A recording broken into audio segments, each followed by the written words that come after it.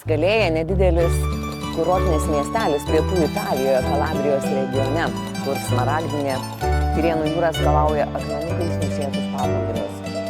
Skala itališkai reiškia laiptai. Sakoma, kad būtent nuo šio pavadinimo ir kilo miestelio pavadinimas, nes jo vietovė išplanuota lyg laiptai, lyg kopėčios ant kalvos šlaito. Vietinių gyventojų čia gyvena vos 10 000, tačiau vasarą, ypač rugpjūčio mėnesį, kai atostogauja turbūt visi italai, čia prisirenka apie 100 000 poilsiautojų.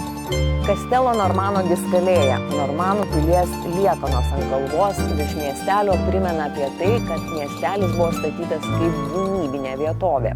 Viduramžių tvirtovė pastatyta buvo 11–12 amžiuje, kad galima būtų apsiginti nuo saracėnų antpuolio. O už mano nugaros netoli paplūdimio matosi Torre Telao bokštas. Jis laikomas vizitinės Skalėjos kortele. 16 amžiuje pastatytas sargybinis bokštas taip pat buvo skirtas apsisaugoti nuo piratų ir saracėnų antplūdžio. Šiandien tai viena gražiausių panoraminių vietų Skalėjoje.